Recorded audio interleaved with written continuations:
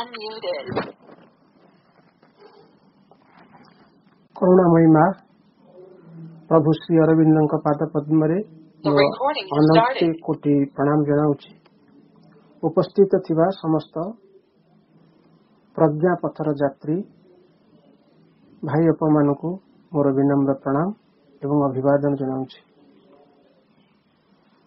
आमे जो विषय वस्तु उपरे आलोचना करी चलीछे ता अब्याहत रही एवं आमर अनुसंधान परिसमाप्ति घटी नहीं। यह अनुसंधान होची एक कला पूर्णजोगरे यह नित्यान्त आवश्यक अछि। मास्टर अरविंद जो जोगधारा को आम मान पाखरे उपस्थापन करुछंती से जोगटा मूल लक्ष्य होची रूपांतर। ए रूपांतर पथर यात्री आमे आमर चेतनार अभियात्रा चली। आमे जड़ चेतनारू आमर चेतना आरंभ होती यात्रा आरंभ होती एवं अति चेतना आड़ को अग्रसर होची। कथा आम समस्ते जानिछे अनुभव भी करुचे एवं यही विषय गुड़िक केते आलोचना पुनरालोचना हे चली। श्री अरविंद कहउचंती तांको बाणी रे माँ लोकमानक सहित स्थूल संपर्क करने को आसी नांती। से केते जन को तांको संगरे आनिछंती कार्य रे भाग नेबा पई आउ अन्य केते जन को से डाकिछंती आउ अन्य माने आलोकर संधान रे आसीछंती।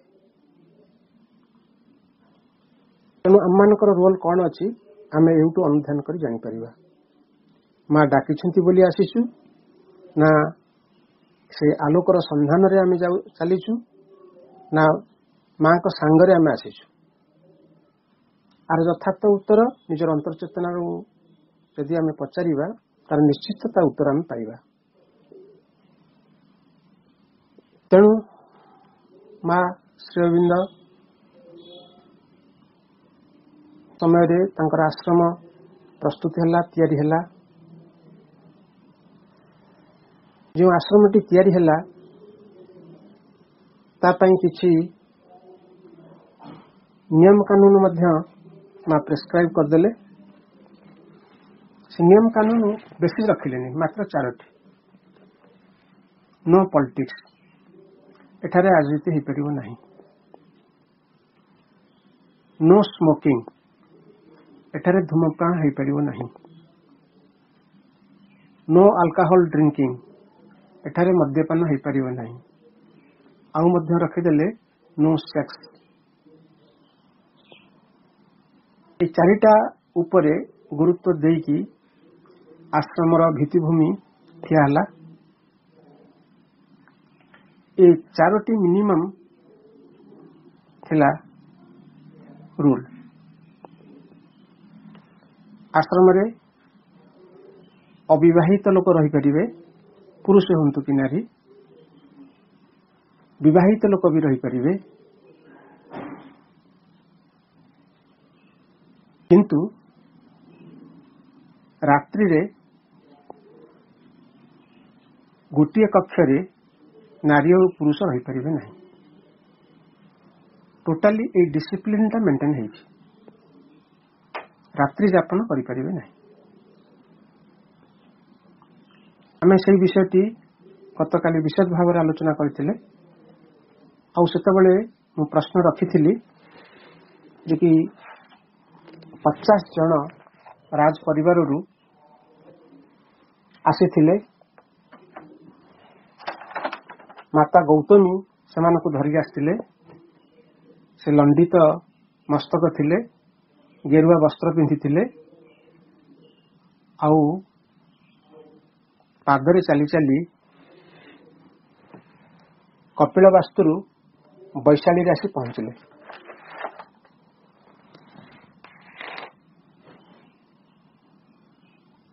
माता गौतमी अनुरोध क्रमे परम शिष्य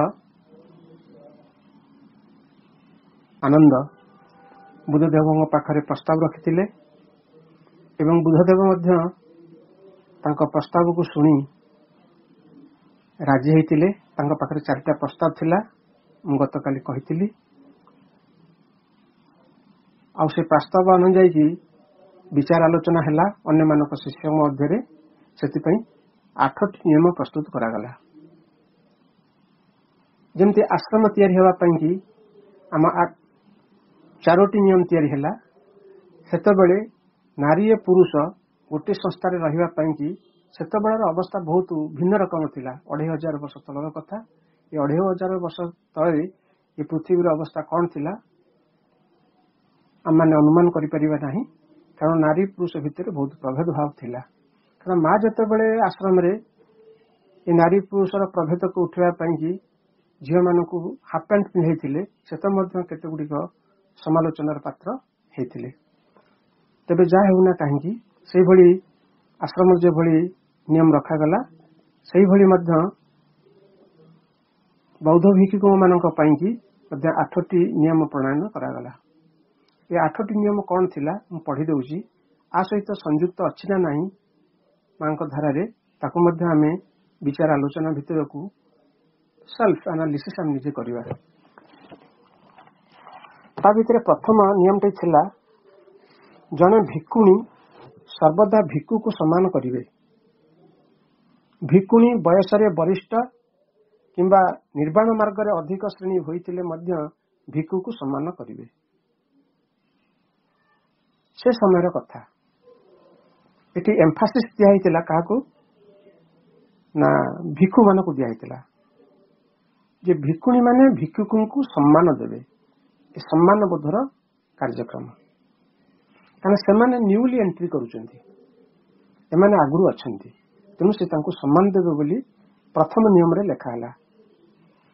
ଦ୍ୱିତୀୟ ନିୟମ କରାଗଲା, ଚତୁର୍ମାସ୍ୟା ବ୍ରତ ଉପଲକ୍ଷେ ଭିକ୍ଷୁଣୀମାନେ ଭିକ୍ଷୁମାନଙ୍କର ମଠ ନିକଟବର୍ତ୍ତୀ ସ୍ଥାନରେ ଅବସ୍ଥାନ କରିବେ, ଯଦ୍ୱାରା ସେମାନେ ଆଧ୍ୟାତ୍ମିକ ଶିକ୍ଷା ଓ ଅଧ୍ୟୟନର ସୁବିଧା ପ୍ରାପ୍ତ କରିପାରିବେ।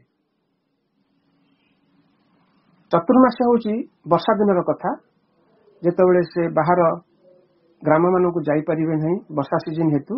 ତେଣୁ ତାଙ୍କର ରହିବା ସ୍ଥାନ ଆଉ ଏମାନଙ୍କର ରହିବାର ସ୍ଥାନ ପାଖାପାଖି ରହିବ, କାରଣ ପାଖାପାଖି ରହିଲେ ଆଧ୍ୟାତ୍ମିକ ଯେଉଁ ଆଲୋଚନା ହେବ, ସେ ଆଧ୍ୟାତ୍ମିକ ଆଲୋଚନାରେ ଉଭୟ ଅଂଶଗ୍ରହଣ କରିପାରିବେ। ଏଟା ହେଲା ଦ୍ୱିତୀୟ ନିୟମ। ତୃତୀୟ ନିୟମ ଥିଲା, 2 ମାସରେ ଥରେ ଉପସାଥର ଦିନ ସ୍ଥିର କରାଇବା ପାଇଁ ଭିକ୍ଷୁମାନଙ୍କୁ ଆମନ୍ତ୍ରଣ କରିବେ। ଜଣେ ଭିକ୍ଷୁ ସେଠାକୁ ଗମନ କରି ଭିକ୍ଷୁଣୀମାନଙ୍କୁ ଶିକ୍ଷା ପ୍ରଦାନ କରିବା ସଙ୍ଗେ ସଙ୍ଗେ ସେମାନଙ୍କୁ ଧର୍ମ ଅଭ୍ୟାସରେ ଉତ୍ସାହିତ କରିବେ। ଉପସାଥର ହେଲା ଯେ କି ସେ ତାଙ୍କ ରହିବା ଜାଗାରେ 2 ମାସରେ ଥରେ ଗୋଟେ ସେସନ ହବ। ସେ ସେସନରେ ଭିକ୍ଷୁଣୀମାନେ ଭିକ୍ଷୁଙ୍କୁ ଆମନ୍ତ୍ରଣ କରିବେ। ସେ ସେଠାରେ ପହଞ୍ଚିକି ତାଙ୍କୁ ଏଇ କିଛି ଶିକ୍ଷାଦାନ ଦେବେ, ଯାହାକି ଏଇ ଅଭ୍ୟାସରେ ସେମାନଙ୍କୁ ସହାୟତା ହେବ। ଏଠି ହେଲା ତୃତୀୟ ନିୟମ, ମାନେ ଭିକ୍ଷୁଣୀମାନେ ଭିକ୍ଷୁଙ୍କୁ ଆମନ୍ତ୍ରଣ କରିବେ 2 ମାସରେ ଥରେ, ଯେଉଁଠାରେ ଯାଇକି ଭିକ୍ଷୁମାନେ ଯାଇକି ଯେ ସିନିୟର ମୋଷ୍ଟ ଥିବେ ସେମାନେ ଯାଇକି ସେ ଉପଦେଶ ଗୁଡ଼ିକ ଦେବେ ଆଉ ପାଳନ କରିବା ପାଇଁକି। ତାପରେ ଚତୁର୍ଥ ନିୟମ ଥିଲା, ଚାତୁର୍ମାସ୍ୟ ବ୍ରତ ଉଦ୍ଯାପନ ଅନ୍ତେ ଭିକ୍ଷୁଣୀମାନେ ପ୍ରବର୍ଣ୍ଣ ଉତ୍ସବରେ ଯୋଗଦାନ କରିବେ। ଏସବୁ ଗୋଟେ ଗୋଟେ ଉତ୍ସବ, ଉପସାଥର ତାପରେ ପ୍ରବର୍ଣ୍ଣ, ଏଇଟା ଉତ୍ସବ। ଏଇ 2 ମାସରେ ଥରେ ଯୋଉଟା ହଉଛି ଉପସାଥର, ଆଉ ଚାତୁର୍ମାସ୍ୟ ହଉଛି ଯୋଉଟା ହଉଛି ମାନେ 4 ମାସ ପରେ ଯୋଉଟା ହୁଏ, ନିଜର ଆଧ୍ୟାତ୍ମିକ ସାଧନାର ଏକ ବିବରଣୀ ଭିକ୍ଷୁମାନଙ୍କ ସମ୍ମୁଖରେ ଉପସ୍ଥାପନ କରିବେ। ଯୋଉ ସାଧନା କ୍ଷେତ୍ରରେ ଯାହା ସବୁ ସେମାନେ ଅଗ୍ରସର ହେଇଛନ୍ତି, ଉପଲବ୍ଧି ହେଇଛି, ଯାହା ଅନୁଭବ କରିଛନ୍ତି, ସେମାନେ କ'ଣ କରିବେ, ଗୋଟେ ସ୍କ୍ରିପ୍ଟ ତିଆରି କରିବେ, ଗୋଟେ ରିପୋର୍ଟ ତିଆରି କରିବେ। ରିପୋର୍ଟଟାକୁ ସେ ଜାଗାରେ ଉପସ୍ଥାପନ କରିବେ। କାହା ପାଖରେ ନା ସେଇ ଯୋଉ ପର୍ବଟା ହଉଥିବ, ସେ ପର୍ବଟା ହଉଛି ପ୍ରବର୍ଣ୍ଣ ଉତ୍ସବ। ସେଇ ପ୍ରବର୍ଣ୍ଣ ଉତ୍ସବରେ ଭିକ୍ଷୁଣୀମାନେ ସେ ଜାଗାରେ ସେ ଯାଇକି ତାଙ୍କ ରିପୋର୍ଟ ଗୁଡାକ ସେମାନେ ଦେବେ। ତାଙ୍କ ସାଧନାରେ कौन सुविधा असुविधा इत्यादि अच्छी से रिपोर्ट देवे। 4 नंबर 5 नंबर है जने भिक्षुणी कौन शीलर उल्लंघन कले से उभय भिक्षु और भिक्षुणी मान सम्मुख में निजर दोष प्रकाश करेंगे। It is a very important. दोष को प्रकाश करने सहज कथा नुहे, किंतु तांकर शील अर्थात नियम रे से रखिले जदि कौन भिक्षु हूँ कि भिक्षुणी हूँ शील को यदि उल्लंघन कले अर्थात नियम को यदि उल्लंघन कले से स्वतः प्रभुत्व भाव में समस्त सम्मुख में से ताकू स्वीकार करेंगे मु ये जो दोष करी मार्जनीय बोली पाखे स्वीकार करेंगे। मार्जन हम कि ना अलग कथा, किंतु स्वीकार करने को पड़ो। 5 नंबर रूल थिला। 6 नंबर थिला संघर एक साधारण अंतेवासी भावे केते वर्ष साधना कला परे जने भिक्षुणी उभय सन्यासी और सन्यासिनी सम्मुख में पूर्ण दीक्षा ग्रहण करेंगे। जने सन्यासी और सन्यासी पाखरे जो भिक्षुणी माने आसी न्यू एंट्री होती से माने कौन करेंगे 2 जन विटनेस रहिबे। से विटनेस पाखरे तांको पूर्ण दीक्षाटी दियाजिबो। जे कि जी आसी पहुंची गला से दीक्षा दिया है एम दिया हब नहीं, किछि दिन साधना रे रत रहिबे। किछि दिन गला परे जेतेबेले तांकर किछि इंप्रूवमेंट होउची प्रोग्रेस करूचंती तापरे सेमाने कोन करिवे जने भिक्षुणी उभय सन्यासी और सन्यासिनी सम्मुख में पूर्ण दीक्षा ग्रहण करेंगे। एटा 6 नंबर शील अर्थ नियम। 7 नंबर नियमटा जने भिक्षुणी भिक्षु को समालोचना किंबा असम्मान करिपारिबे नहीं। जने भिक्षुणी भिक्षुक को समालोचना किंबा असम्मान करिपारिबे नहीं। जेमती माँ आमर रूल करचंती नो कमेंट, से भली से कमेंट भी दे पारिबेनी आउ जज भी करिवे नहीं आउ तांको मध्य क्रिटिसाइज भी करिवे नहीं। माँ ये 3टी रूल मध्य आम मन पे रखिथिले no comment, no criticise, no जज। तापर है शेष शीलटी थिला जो शील भिक्षुणी की कष्ट थिला माता गौतमी कही शेष शीलटी को मध्य हमें मानिबा, कारण जदि न मानिबा ताहले भिक्षुणी भाव में आम आधे एंट्री नहीं पारिबा नहीं। कालक्रमे ये शील मध्य बदली जीवो। ए आश्वासना दे समस्त को 50 जन जो आसीथिले तांको साथी रे भिक्षुणी माने लंडित मस्तक गेरुआ वस्त्र पिंधिथिले, राज परिवार आसीथिले, समस्त अलंकार समस्त मूल्यवान वस्त्र को त्याग करके आसीथिले। से मानकु से आश्वासना देले माता गौतमी। से होची 8म रूल। 8th रूल हेतिला भिक्षुणी मानकु जने भिक्षुक मानकु जने भिक्षुणी धर्म निर्देशना जारी करि परिबे नहीं। भिक्षु मानकु जने भिक्षुणी धर्म निर्देशना जारी करि परिबे नहीं। एटी थिला तांकर असुविधा। गोटे भिक्षु भिक्षुणी की निर्देशनामा दे पारिबो, किंतु जने भिक्षुणी भिक्षु को निर्देशनामा दे पारिबो नहीं। तांको भितरे ये जिनसटा टिके घटकु थिला। एमती केमती हबो? भिक्षुणी हंतु कि भिक्षु हंतु पूर्णतः समान। यदि समान अच्छा ताल सी केवल निर्देशनामा दे पारे, कहीं निर्देशनामा देबनी। माता गौतमी समस्त को बुझेइथिले प्रथम एंट्री करवा देखा। देखंतु ये जो जिनस होची नारी हो कि पुरुष हो तार पराकाष्ठा कौन अच्छी तार कालक्रमे से जना पड़ो, समय अनुଯାयी जना पड़ो। तेणु माँ यही कथा आम मान पाखे उपस्थापन करुँच। कहीं ये जिनस गुड़ा कहूँ जो टॉपिक गुड़ाक हूँ विभिन्न पुस्तक संग्रह करा जहाँ फल रिलेट करुच्ची से समय अवस्था कौन थिला वर्तमान अवस्था कौन थिला एही प्रसंग उपरे माँ कौन कहउचंदी माँ कहउचंदी ये man has a mission to fulfil प्रत्येक व्यक्ति प्रत्येक सतांकर गोटे मिशन अच्छी से कहीं पृथ्वी को आसछंती a role to play in the universe तांको गोटे भूमिका लिभेवाकू पड़िबो ए यूनिवर्स भितर a role to play in the universe thirdly कहउचंदी माँ a part has been given to learn and take up in the cosmic purpose ए विश्व वातावरण भितर समस्त को गोटे गोटे पार्ट दिया रोल दिया जाइए भूमिका दिया जाइए to learn and take up the cosmic purpose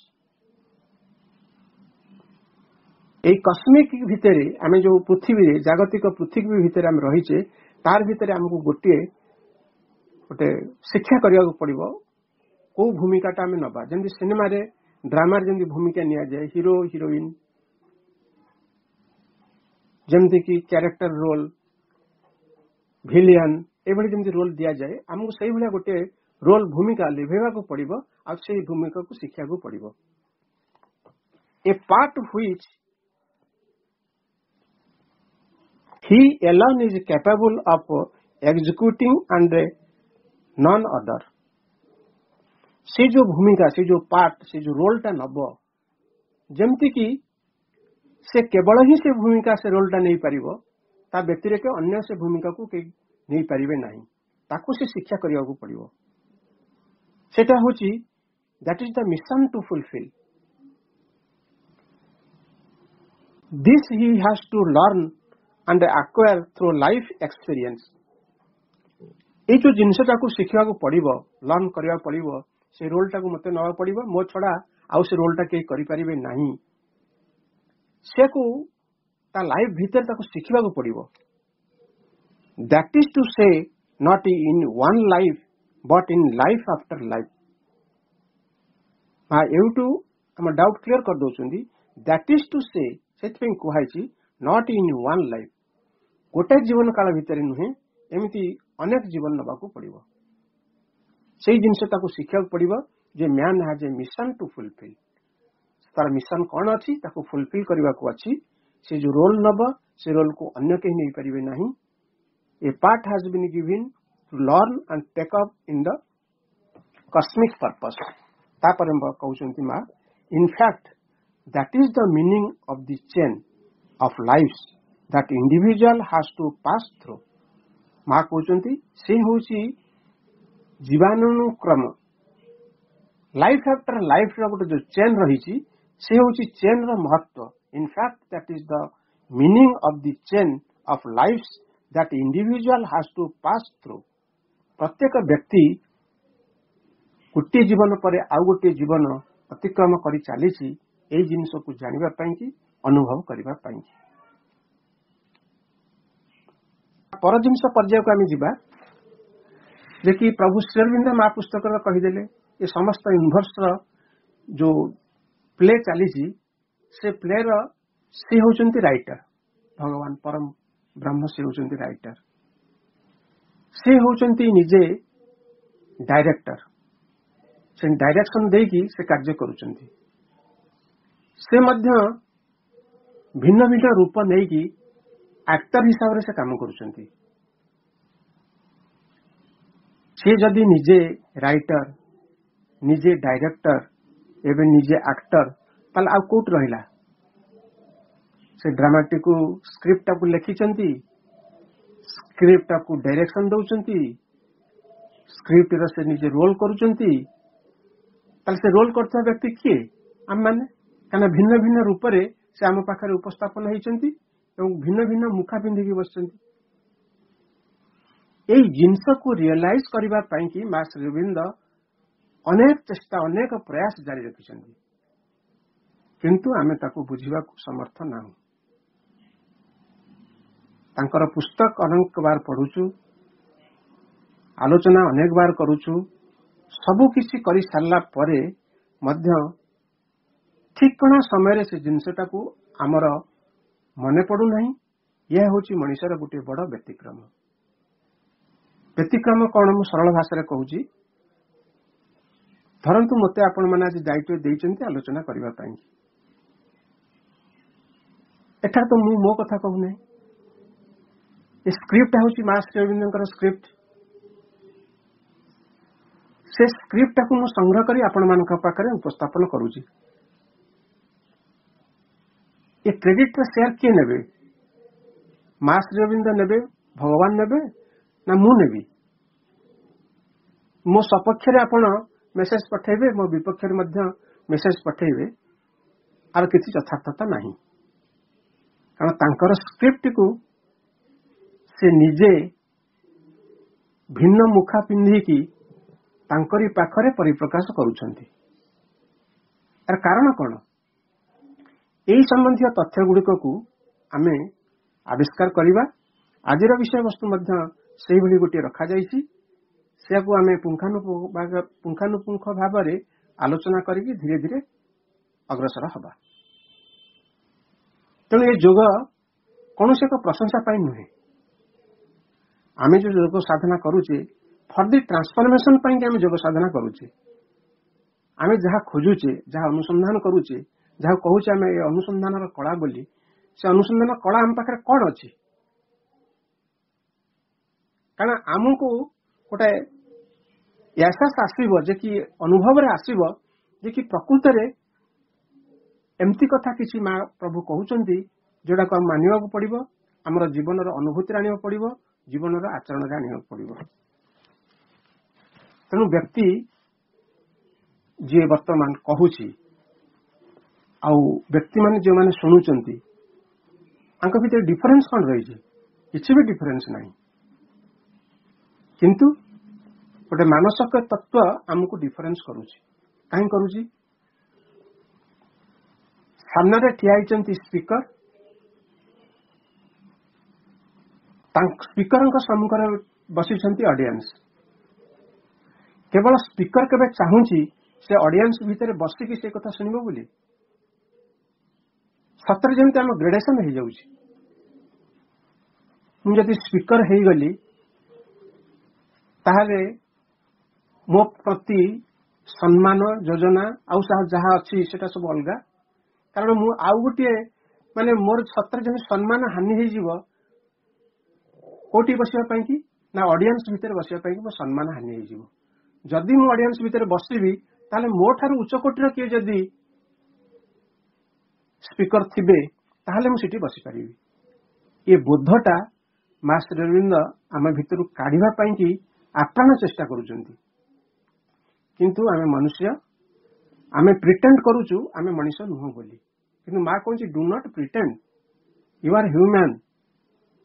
ତୁମେ ହିଁ ମଣିଷ ଅଛ। ନିଜକୁ କାହିଁ ଛଳନା କରୁଛ ମୁଁ ମଣିଷ ନୁହେଁ ବୋଲି? ଏ ସବୁ ଚେତନା ଗୁଡ଼ିକର ରହିଛି। ମୁଁ ତମକୁ ଗୋଟିକ ପରେ ଗୋଟିଏ ଦେଖେଇ ଦେଉଛି। ତୁମେ ତାକୁ କିଭଳି ଭାବରେ ତୁମ ଭିତରୁ ବହିଷ୍କାର କରିବ, କୋଉ ଉପାୟରେ ବହିଷ୍କାର କରିବ ସେ ଉପାୟ ମଧ୍ୟ ବତେଇ ଦେଉଛି। ତୁମେ ଧୀରେ ଧୀରେ ଅଗ୍ରସର ହୁଅ, ଏସବୁ ଜିନିଷ ଚାଲିଯିବ। ରୂପାନ୍ତର ଯୋଗରେ ଛଳନାର ପ୍ରଶ୍ନ ଉଠୁନାହିଁ। ଯଦି ଛଳନା କରିବା, କାଲି ମଧ୍ୟ ମୁଁ ସେ କଥା କହୁଥିଲି, ମୁହଁରେ ବହୁତ ଭଦ୍ରଚିତ ଭାଷା କହିବା, ଭକ୍ତିଭାବ ଦେଖେଇକି କଥା କହିବା, କିନ୍ତୁ ଜୀବନ କ୍ଷେତ୍ରରେ ତାହା ନାହିଁ। ଏ ହେଉଛି ଛଳନା। ଯଦି ଦୁଇଟି ଭାବ ଏକା ଭଳିଆ ଥିବ, ଭକ୍ତି ଭାବ ବି ଥିବ, ଜୀବନ ମଧ୍ୟ ସେଇ ସ୍ପନ୍ଦିତ ହେଉଥିବ ସେଇ ଭାବରେ, ଭଗବତ ଭାବରେ, ତାହେଲେ ସେ ଏକା ଜିନିଷ ହେଇଯିବ। ସେଇ କଥାଟିକୁ ଆଜି ଆମେ ଆଲୋଚନାର ବିଷୟବସ୍ତୁ ରଖିବା। ସେଇ ବିଷୟବସ୍ତୁ ହେଉଛି ଯେ କି ଅତି ଚମତ୍କାର ବିଷୟବସ୍ତୁ, କିନ୍ତୁ ଅତି ସେନ୍ସିଟିଭ ମଧ୍ୟ ବିଷୟବସ୍ତୁ।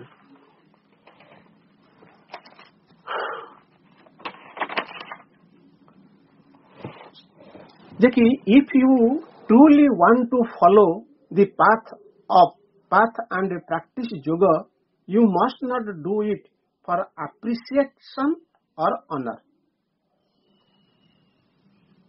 ମା ଏଠି କ୍ଲିୟରଲି କହୁଛନ୍ତି, if you truly want to follow the path and practice of yoga, ଆମେ ଯୋଗକୁ ଯଦି ପ୍ରାକ୍ଟିସ କରିବା ପାଇଁ ଏଠିକି ଆସିଛେ, ये कस्मिक को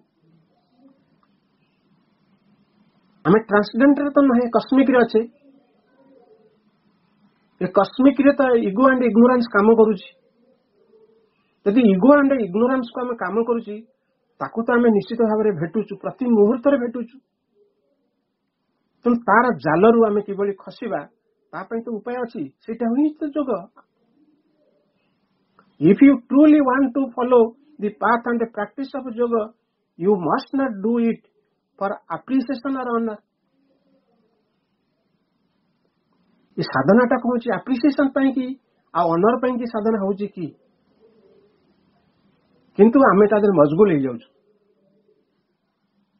आमे समय समय एप्रिसिएशन भी करूछु आ ऑनर भी करूछु किंतु मां कहछि एप्रिसिएशन ऑनर कि जोग नुहे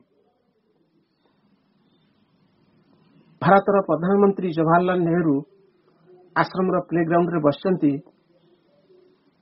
आश्रमवासी साधक साधिका पिला माने तांकर फिजिकल डेमोन्स्ट्रेशन करूचंती प्रधानमंत्री को साहस हो नहीं जे गोटे करतालटी देबे बोली मां को पाखरे बसुची कहउचंती मां आ माई क्लास देखंतु गोटे जिनस एते शांति वातावरण भितरे से गोटे सामान्य तालीटी मारिबा को मध्य तांको साहस हो नहीं तेणु आम मैंने बुझी जावा उचित जे कि आम कौन करूचे आम मोबाइल रे केते टुंग टांग आसुची केते मेसेज आसुची ये मेसेज आम भीतर कौन सृष्टि करूची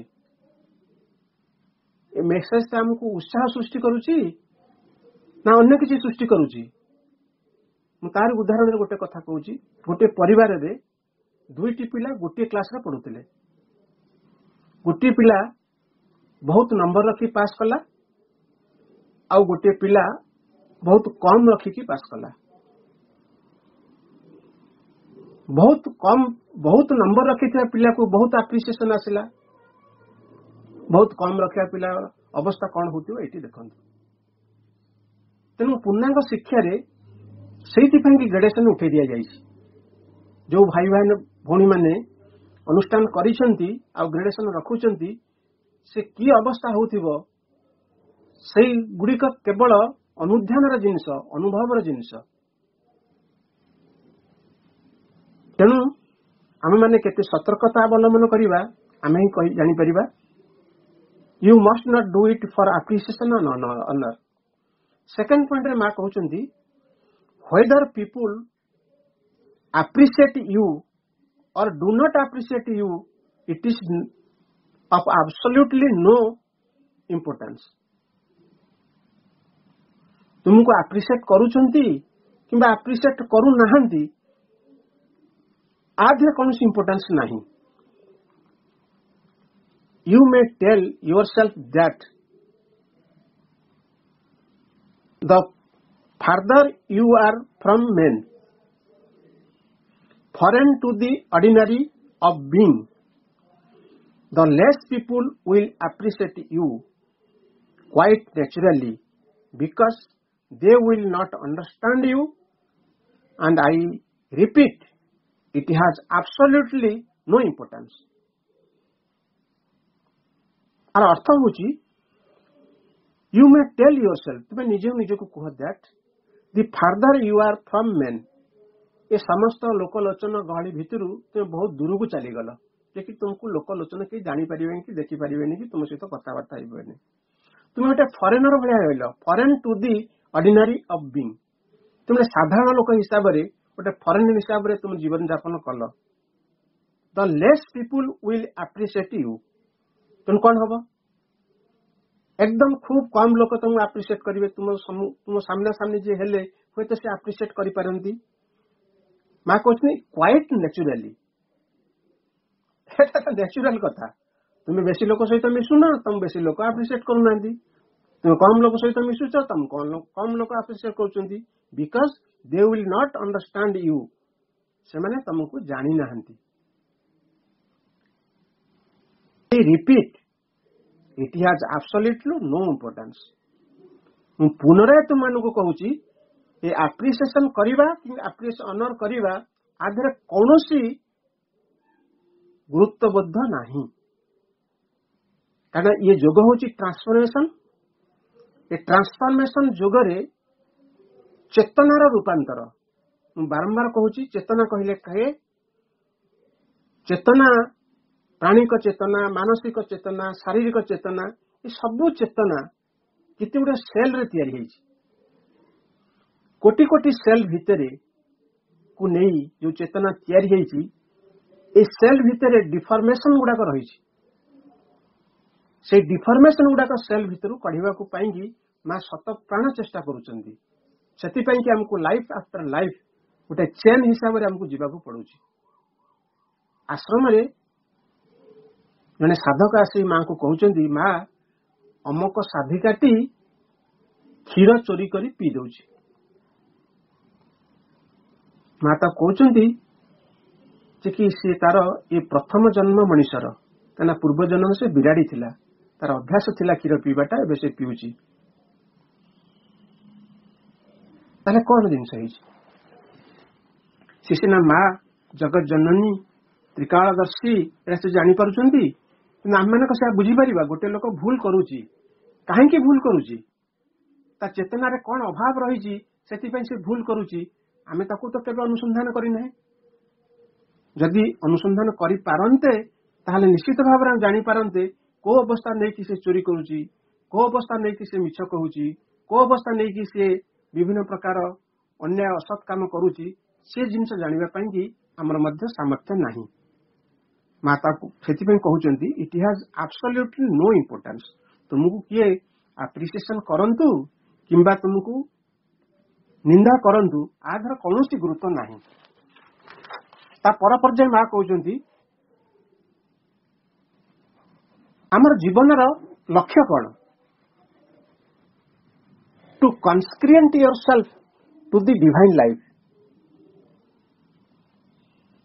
ନିଜକୁ ନିଜେ ଗୋଟେ ଉତ୍ସର୍ଗୀକରଣ କରାଦିଅ, ନିଜକୁ ଗୋଟେ ଡିଭାଇନ ଲାଇଫ ପାଇଁକି, ଗୋଟେ ଦିବ୍ୟ ଜୀବନ ପାଇଁକି ନିଜକୁ ତୁମେ ଉତ୍ସର୍ଗୀକୃତ ମନୋଭାବଟିଏ ରଖ। To seek to the transformation your being. ତୁମ ଭିତରେ ଯୋଉ ବିଙ୍ଗ ଗୁଡିକ ଅଛନ୍ତି, ସତ୍ତା, ମାନସିକ ସତ୍ତା, ପ୍ରାଣିକ ସତ୍ତା, ଶାରୀରିକ ସତ୍ତା, ଯାହା ସବୁ ସତ୍ତା ଗୁଡିକ ରହିଛନ୍ତି, ସେମାନଙ୍କର ଟ୍ରାନ୍ସଫର୍ମେସନ ପାଇଁକି କେବଳ ହିଁ ତୁମେ ଚାହଁ। ସିକ୍। ଆଜି ଯେମିତି କହୁଛେ ଆମେ ଅନୁସନ୍ଧାନ କରିବା ପାଇଁକି, ତୁମ ସେମିତି ଗୋଟେ ଇଚ୍ଛା ଜାଗ୍ରତ ହଉ, ତୁମ ଭିତରେ ରୂପାନ୍ତରିତ ହେବା ପାଇଁକି ଗୋଟେ ଇଚ୍ଛାଟେ ପ୍ରକାଶ ହଉ। When it is to like that, you may be sure that you are on the right path. ଯଦି ଏଇ କଥା ତୁମ ଭିତରେ ହଉଥିବ, ମା କହୁଛନ୍ତି it is sure, you may sure that you are on the right path. ତୁମେ ପ୍ରକୃତରେ ରାଇଟ ପାଥରେ ଅଛ। ଯଦି ଏଇ ଜିନିଷ ତୁମ ଭିତରେ ହଉନାହିଁ, ଜାଗ୍ରତ ହଉନାହିଁ, ଟ୍ରାନ୍ସଫର୍ମେସନ ପାଇଁ ଇଚ୍ଛା ହଉନାହିଁ, ନିଜକୁ ନିଜେ ଭଗବାନଙ୍କ ପାଖରେ ନିବେଦନ କରିବାକୁ ତମ ଭିତରେ ନାହିଁ, ଗୋଟେ ଡିଭାଇନ ଲାଇଫ ହବା ପାଇଁ ନିଜେ ନିଜକୁ କନସ୍କ୍ରିଏଟ କରିପାରୁନାହଁ, ତାହେଲେ ଗୋଟାକ ଅଲଗା କଥା। ଯଦି କରିପାରୁଛ ତାହେଲେ ତୁମେ ଗୋଟେ ରାଇଟ ପାଥରେ ଅଛ। ଯଦି ନ କରିପାରୁଛ ତାହେଲେ ତୁମେ ରାଇଟ ପାଥରେ ନାହଁ। Because you can not do otherwise. ଏମିତି ଗୋଟେ ସମୟ ଆସିବ, କାରଣ ଏହାକୁ ନ କରିକି ମଧ୍ୟ ତମର ଅନ୍ୟ ଗତି ନାହିଁ। ଏଇଭଳିଆ ଭାବ ଭିତରେ ଯଦି ଜାଗ୍ରତ ହବ, ତାହେଲେ ଟ୍ରାନ୍ସଫର୍ମେସନଟା କାର୍ଯ୍ୟ ତ୍ୱରାନ୍ୱିତ ହେଇପାରିବ। ତାପରେ କହୁଛନ୍ତି if truly you do not act from egoistic motive or for personal reason। ଆମେ ସଂସାରରେ ଯାହା ସବୁ କାର୍ଯ୍ୟ କରୁଛେ, ଆଧ୍ୟାତ୍ମିକ କାର୍ଯ୍ୟ କରୁଛେ, ଆମେ କହୁଛେ ଆମେ ଭଗବାନଙ୍କ ପାଇଁ କି କାର୍ଯ୍ୟ କରୁଛେ, କହୁଛେ ଆମେ ମନ୍ଦିର ଗଢୁଛେ ବୋଲି କହୁଛେ, ଆମେ ଦେଶ ସେବା ବୋଲି କହୁଛେ, ଆମେ ରାଜନୀତି ବି କରି କହୁଛେ, ମୁଁ ବୈଜ୍ଞାନିକ ହିସାବରେ କାମ କରୁଛି, ମୁଁ ଷ୍ଟୁଡେଣ୍ଟ ହିସାବରେ ପାଠ ପଢୁଛି, ଯାହା ଆମ ଦୁନିଆରେ ଯାହା ସବୁ କାର୍ଯ୍ୟ କରୁଛେ, କୃଷିବିତ ହିସାବରେ କାର୍ଯ୍ୟ କରୁଛି, ଡକ୍ଟର ହିସାବରେ କାର୍ଯ୍ୟ କରୁଛି, आउ मु साइंटिस्ट हिसाब रे कार्य करूची मु इंजीनियर हिसाब रे कार्य करूची जा जो करूच से कार्य गुडा का इगोस्टिक मोटिव रे करूच ना आउ कोन बोले आमे कहूच पार्टिसिपेट करूच if truly you do not act from egoistic motive यदि इगोस्टिक मोटिव रे ए कार्यटी तुम करू ना और फॉर पर्सनल रीजन तुम व्यक्तिगत कारण पर यदि काम करू ना if you act guided by your inner truth that is if you are perfectly sincere आम भीतर जे भगवान अछंती चैत्य सत्ता रूप रे तांकर गाइडेंस रे यदि आम काम करूछु ताकू कहउची इनर ट्रुथ रो गाइडेंस रे हम यदि कार्यटा करूछु that is if you are perfectly sincere आमे समस्त समस्त को पचारिबा निजे निजे को पचारिबा जो कार्यटा आमे आरंभ करूछु इनर ट्रुथ रो गाइडेंस रे आरंभ करूछु ना पर्सनल रीजन रे करूछु ना इगोइस्टिक मोटिव रे करूछु तार उत्तर निजे निजे पाखरे अछि अन्य का पाखरे नहीं तापर मा कहउचंदी whether the whole world judge you in one way or another ए समग्र पृथ्वी जदि तुमको जजमेंट करी कहूची जे तुम्हें भूल की ठीक तुमको निंदा करूचंती कि प्रशंसा करूचंती तुम एते किछि जाय आसे नहीं whether the whole world judge you in one way or another ए दृष्टि हो कि से दृष्टि हो ए गोटे दृष्टि होची तुम प्रशंसा करिवे और अन्य गोटे दृष्टि तुमको निंदा करिवे यदि होची क्षेत्र किछि जाय आसे नहीं you do not need to appear good or to be approved by others तुम्हें केबे भी चाहो नहीं you do not need to appear good समस्त पाखरे भल पणिया देखा तुम्हें केबे चेष्टा करो नहीं समते जानतु मु भल मो चेहरा भल मो गुण भल मो कार्य भल मो वचन भल ए भला तुम देखा केबे चाहो नहीं if you do not need to appear good गोटे appear good प्रैक्टिकली परफेक्टली आ गोटे अछि छलनात्मक गुड हिसाब रे मु देखा चाहूची ए दीटा को जिनसटा को मा separately कहउचंदी you do not need to appear good or to be approved by others मु जो ये भल काम गुडा करूची अन्य मान लोक मते एप्रिशिएट करंतु आ अप्रूव करंतु भाई अपा आपण माने जो काम करचंदी तो बहुत सुंदर काम आ एमतिया काम दुनिया छडा केही नै केही करि पर नतले तुमे ही करूछ एई कथा जदी कहूची तेनु you do not need to appear good or to be approved by others अन्य माने आपको अप्रूव करंतु प्रशंसा करंतु सेति पई कि पुण्य जग एटा नुहे तुमको अन्य आगरे भलो बोली देखै हेबार किछि प्रयोजन नहीं कार अनुमोदन चाह जे अनुमोदन करंतु ए कार्यटा मु करूची बोली ताकू मध्ये तुमे चाह नहीं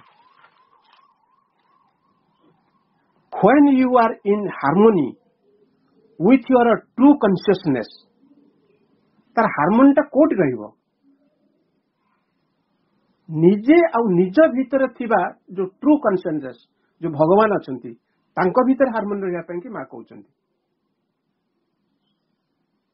किंतु समस्त आमे सब बेले पागल भया कहि चलीचे कि आम भीतर सब संगति नहीं संगति माने आपनको मु प्रशंसा करथुबे आपण मते प्रशंसा करथुबे आपण घर को आपण डाकुथिबे मु आपण को आम घर को डाकुथिबी ये सब आबर किछि आवश्यकता रही मा कहउचंती in harmony with your true consciousness तुम भीतर जो दिव्य भगवान अछंती बसवास करूछंती तांको सहित तुम हार्मनी क्रिएट करो यदि सेठी हार्मनी क्रिएट हेई गला ताहाले ये सब बाह्य हार्मनी जो देखाणिया हार्मनी सहित किसी सेटा अति गुरुत्वपूर्ण in the state of perfect sincerity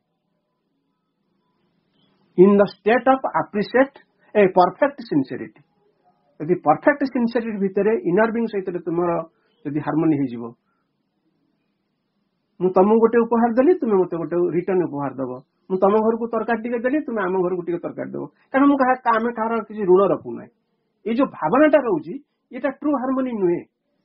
true harmony हूँ किए ना इनर कनसियस भितर जो स्वत भगवान अच्छा भगवान सहित सहित निजको संयोग स्थापन करी समान भावटा रखा पार से इनर हार्मोनी केमिति हम ना परफेक्ट सिंसियरिटी हिसाब से रखा जाई पारिबो। You do not need to appear good or to approved by other. You do not care what you look like. तुम केमती देखा जाउछ, तुम केमिति भलिया रहिछ, यू डू नॉट केयर।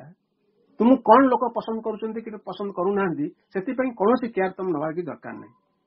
कारण तुमरा ट्रू हार्मोनी तुम भीतर थिबा भगवान को सहित कर आउ का सहित नहीं। It is purely necessary for transformation. Transformation चाहूच ताहले तुम एही भलिया हुआ। तेणु एही भलिया हवा पई कि हमको निजको प्रस्तुत करिया पड़िबो। हमको सही इनर बीइंग रो गाइडेंस रे हमको चलिया को पड़िबो। कौन कले केमिति गोटे प्रोजेक्ट तैयारी कले निजको केमिति प्रस्तुत कले ए भलिया हमें हेई परिबा। मु आधरे दुई तीनटा उदाहरण दे कहूची। देखंतु गोटे पृथ्वी जो कॉस्मिक पृथ्वी जो माटी आम देखुचे ये माटी रे केते सुंदर सुंदर वृक्ष सब लगी केते सुगंध रे भरपूर रही। आमे मध्य माटी को देवता बोली भाबे कि सुगंध तैल मध्य अर्पण करूचे, सतेज क्षीर मध्य तादर ढालुचे। पुणी सही माटी उपरे दुर्गंध मल भी त्याग करुचे, मूत्र भी त्याग करुचे, पूज रक्त भी त्याग करुचे, छेप भी ताधरे पकाउचे। ये जो एतादृश भाव आधरे पृथ्वी किछि हमको घृणा करुचे कि व्यतिक्रम करुचे कि किछि करू नहीं। सही भली पृथ्वी भली हमको हवा को पड़िबो। तापर कहउची जल। मैला वस्तु को जल रे धोइले जल को कबे दुख लगुच। तुम आनिल एते मैला लुगा एते मैला जिनस गुड़क षंढ बलद गाई गोरु को आनिक आदि धुआइल से केबे घृणा करुची ना से किछि ये करुची मन दुख करुची। सेही परि जल भली मध्ये निजको हवाको पड़िबो। सेमति निजको अग्नि भली हवाको पड़िबो। बिना भेदभाव रे अग्नि को सबु किछि दग्ध कर दिए। अशुद्ध वस्तु को भी पोड़िकी जाई भस्म कर दिए। आउ सिटी मध्य अग्नि रे आमे घृत पकेकी आउ जो दउचे काठ ताकू मध्य से ताकू भस्म करे।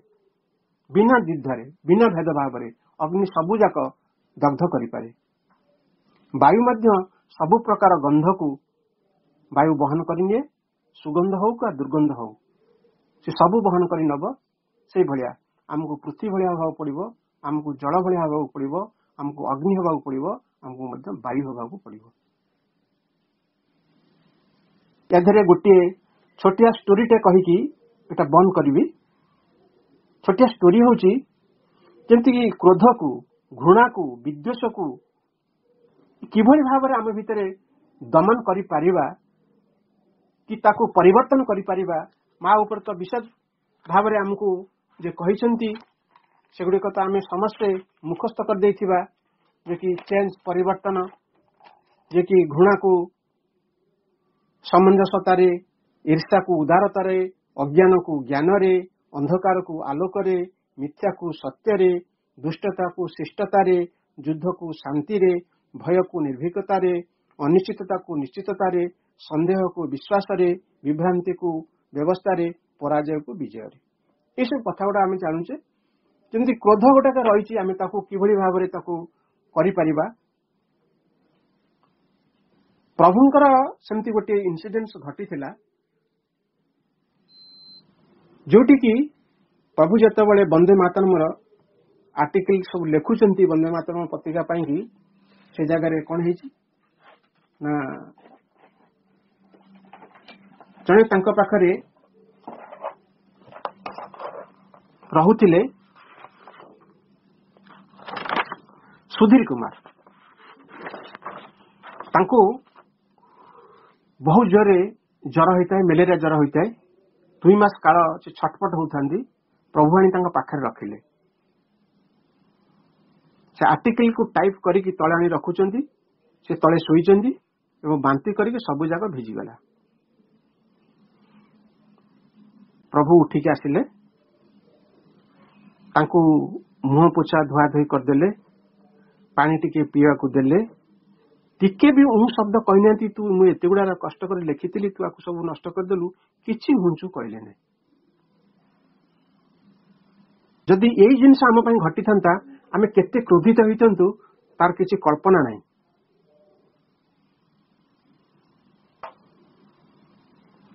सही भली जने दुर्दांत लोक ता ना होछि अंगुलीमाला। से लोक मानकु एते नर नारी शिशु तांको प्रति एते क्रोधित थिला से समस्त को मुंड को काटिबो ता आंगुठी गुडा सब काटिबो ता गोटे माला करिकि बेकरे ओहळी कि चलिबो। जो अंचल को जाउथला जो देश को जाउथला से लोक सब थरहर होतिले। से एते दुर्दांत थिला एते दुर्दश थिला ताको केही ता कार्यर निवृत्ति करि पार नथिले। से देशर राजा अन्य सैन्य सामंत धरिकी ताको अख्तियार को नवा पाई प्रचेष्टा करुथिले। एई समय बुधदेव जाई से जगह पहुंचले। समस्त पाखु शुणुथे अंगुलीमाला देश आम देश आज पहुंची से आमको एमती सब करुच्ची एमती सब हैरान करुच्ची तार लक्ष्य अच्छी लोक बेक को काटिबा आंगुली काटिबा आंगुली गुड़ाक नहीं बेकर हार कर पकईकी जीवा। शुणिले बुधदेव पदव्रजरे चलुंट किछि बाट गला पर से देखिले कि ता पछरु जने कि धामुचंदी। से कर्कश स्वर कहले हे सन्यासी तुम सीटी अटक। बुधदेव चलता मु तुम कहूची तुम्हें से रुक। बुधदेव पुणी चलता से सामना को दौड़ी चली गले से कहले मु तुमको रोकवा कहूँ तुम्हें कहीं मु आगुरु बहुत रोकी सारी आउ बर्तमान मो रोकबार ना मु आग को चलि मु बुझी पार ना कहली मु मो जीवन में बहुत किसी कर जाइली तेणु से सब जिनस को मुझे छाड़ी देछि। एते निर्भीक स्वर रे बुधदेव कहउचंती जे कि मु जो दिन ठारू बंद कर देनी चलिबा मोर जीवन प्रारंभ रे मु से जिनस को छाड़ी देछि सिटी चलिबा बंद कर देतिली एबे मु चलिबा आरंभ करूछि माने गोटे मार्ग रे मु चालुछि तेणु मु ए मार्ग रे चलिबार मु अटकिबार किछि नाही। केते पदा कथा से अंगुलीमाला को बुझेइथिले। से अंगुलीमाला जतले बुधदेवंकर आखि को चाहिथिले गोटे दीप्तिमान सूर्य भली आखि देखा जाउथिला ता भितरु जो हिंसा भावटा थिला क्रोध भावटा थिला से अपसरी जाइथिला एवं बुधदेवंकर शरणापन्न होइथिला एवं तांकर गाइडेंस रे से गले। जेतेबेले से देशर राजा सहित भेटिचंती बुधदेव भेटिचंती से कहले तुमे सजमा जाए काहेकि बुलुच ना आमर देश को गोटे अंगुलीमाला बोली दुर्दांत लोकटी पशि आसी ताकू कब्जा नवा पाई मु आसी आम मैंने सब प्रयास करूँ कि पाऊना कि आम खबर पाइचु से आम देश भितर को पशि आसी।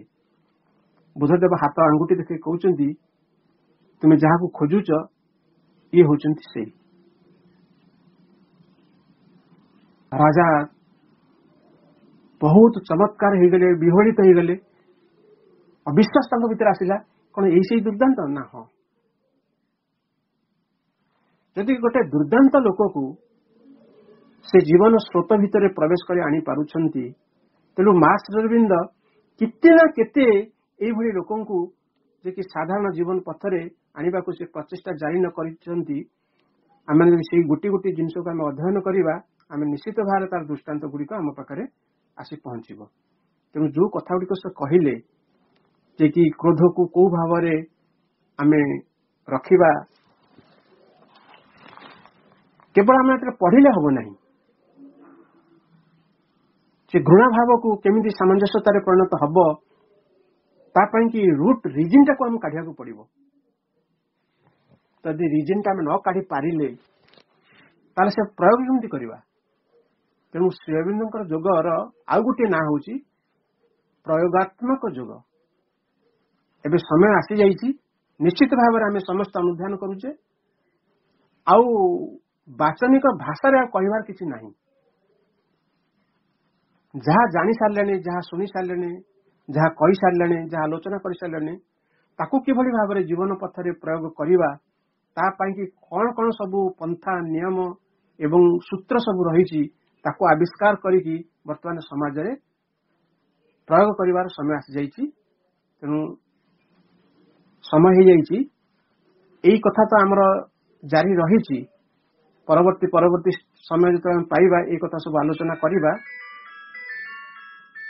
तेबे आज मु एतिके रहूची माँ प्रभु पाखरे मु